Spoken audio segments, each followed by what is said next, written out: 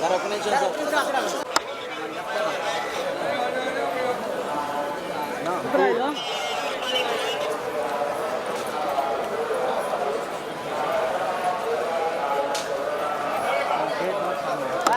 మాట్లాడదాం గేట్ తర్వాత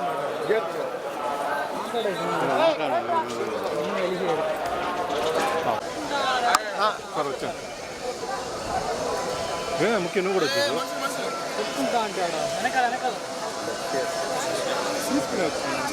అందుకే వచ్చానబ్బా సార్ వచ్చాను సార్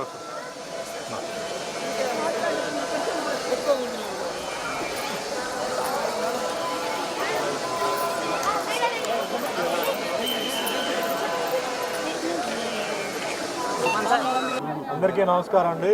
ఈరోజు తిరుమలలో దర్శనం అది ఒకటి. ముఖ్యంగా మా అభిమాని నారాయణ గౌడ్ ఈయన పుట్టినరోజు.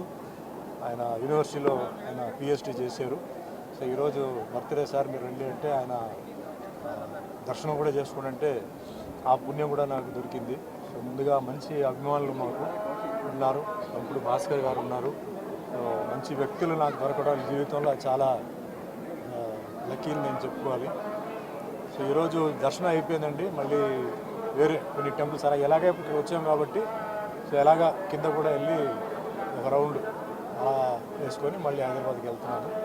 సో మీ అందరికీ తెలుసు మొన్న జరిగిన ఎన్నికల్లో ప్రజలు తీర్పు ఇచ్చారు, మంచి తీర్పు ఇచ్చారు. సో దాంట్లో ముఖ్యంగా తెలుగుదేశం పార్టీ అధినేత శ్రీ చంద్రబాబు నాయుడు గారికి అవకాశం రావడం, అలాగే పవర్ స్టార్ పవన్ కళ్యాణ్ గారికి కూడా అన్ని క్లీన్ స్వీప్ రావడం, అలాగే బీజేపీకి కూడా రావడం ఒక కొత్త మలుపు, కొత్త ట్విస్ట్ పాలిటిక్స్లో, ఒక మంచి కాంబినేషన్.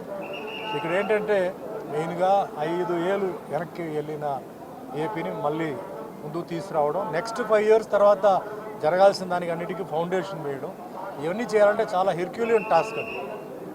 అందరూ బాగుపడాలి, అందరూ బాగుండాలంటే అందరూ సహకరించాలి. ఒకవైపు కన్స్ట్రక్షన్ జరిగేటప్పుడు ఇంకో సైడ్ డిస్ట్రక్షన్ జరగకూడదు. ఎందుకంటే ఇది అందరికీ బాగా మేలు జరగాలని చెప్పి వాళ్ళు చేస్తున్నారు. సో నా విజ్ఞాపన ఏంటంటే అది వ్యవసాయం, విద్య, వైద్య, మిగతా అన్ని విషయాల్లో ముఖ్యంగా వచ్చేసి ఫ్యాక్టరీస్. ఎందుకంటే ఎంప్లాయ్మెంట్ ప్రాబ్లం సాల్వ్ చేయాలంటే ఐటీ వాళ్ళైతే అది వేరే చదువుతో వస్తుంది. చదువు లేని వాళ్ళకి ఏంటంటే ఇండస్ట్రీస్ రావడం, ఎంప్లాయీస్కి చాలా ఇది అవడం, ఆ విధంగా చేయాలి, బాగా జరగాలి. పాస్ట్ ఇస్ పాస్ట్ అండి. సో ముఖ్యంగా అమరావతి అన్నది ఒక క్యాపిటల్ అమెరికా లాగా రావాలంటే మనందరూ సహకరించాలి. ఎందుకంటే హైదరాబాదు ముఖ్యంగా గచ్చిబౌలి కానీ అలాంటి ఏరియా ఈరోజు నైట్ వస్తే చాలామంది మేము హైదరాబాద్లో ఉన్నామా ఎక్కడో న్యూయార్క్లో ఉన్నామా అంటున్నారు. అంత అందంగా తయారైపోయింది. ఆ తయారవడానికి మ్యాప్ ఆర్కిటెక్చర్ ఎవరంటే చంద్రబాబు నాయుడు గారు.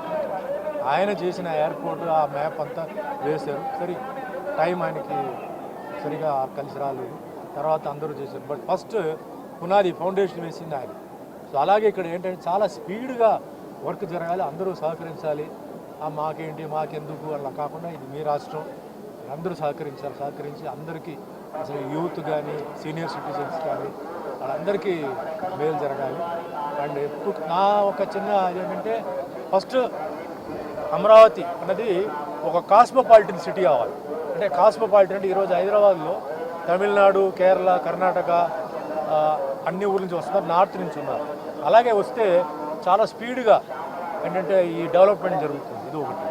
నెక్స్ట్ అతి త్వరలో ఏంటంటే తిరుపతిలో కూడా అటు ఈస్ట్ గోదావరి, వెస్ట్ గోదావరి దగ్గర ఒక చిన్న ఫిలిం సిటీ లాంటిది, అంటే చిన్న చిన్న సెట్స్తో స్టార్ట్ చేసి రెవెన్యూ రావడానికి కూడా ఏంటంటే కన్వెన్షన్ సెంటర్ దాంట్లోనే, అంటే పెళ్ళిళ్ళు ఫంక్షన్ జరుగుతుంటే రెవెన్యూ వస్తుంటే. ఎందుకంటే చాలామంది కళాకారులు, ప్రొడ్యూసర్లు, డైరెక్టర్లు ఆంధ్రాలో ఉంటున్న వాళ్ళు మేము తెలంగాణకు వచ్చి మేము సినిమా చేయలేకపోతున్నాం సార్, ఎందుకంటే మా ఊరు ఉంది, మా మనుషులు ఉంది, ప్రాబ్లమ్స్ ఉన్నాయని చెప్పి మీరు చెప్పండి అని చెప్తున్నారు.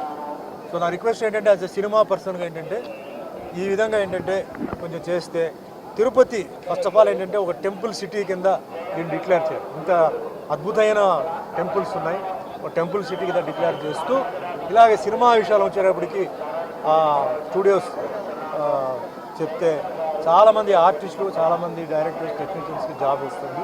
రెవెన్యూ వస్తుంది, అన్నీ వస్తుంది. సో ఆ విధంగా కొత్త గవర్నమెంట్ని నేను రిక్వెస్ట్ చేస్తున్నాను. సో అందరికీ మంచి జరగాలి, మేలు జరగాలి, అన్ని విధంగా అమరావతి ఆంధ్రాకి అందరికీ మంచి జరగాలని కోరుకుంటున్నాను. అదే మాదిరిగా ఆయన ఈసారి ఇచ్చారు. సో బీసీలకి కూడా నామినేటెడ్ పోస్ట్ ఏంటంటే కూడా ఇస్తూ అందరినీ బ్యాలెన్స్ చేయాలి, అందరినీ బ్యాలెన్స్ చేస్తూ అందరినీ హ్యాపీగా పెట్టుకోవాలి. నేను చెప్పడం చాలా ఈజీ, చాలా కష్టమైన పని, కానీ ఆయనే చేయగలుగుతారు, చేస్తారు. సో అందరికీ భగవంతుడి ఆశీర్వాదాలు వాళ్ళందరిపైన ఉండాలని మనస్ఫూర్తిగా కోరుకుంటున్నాను. Thank you.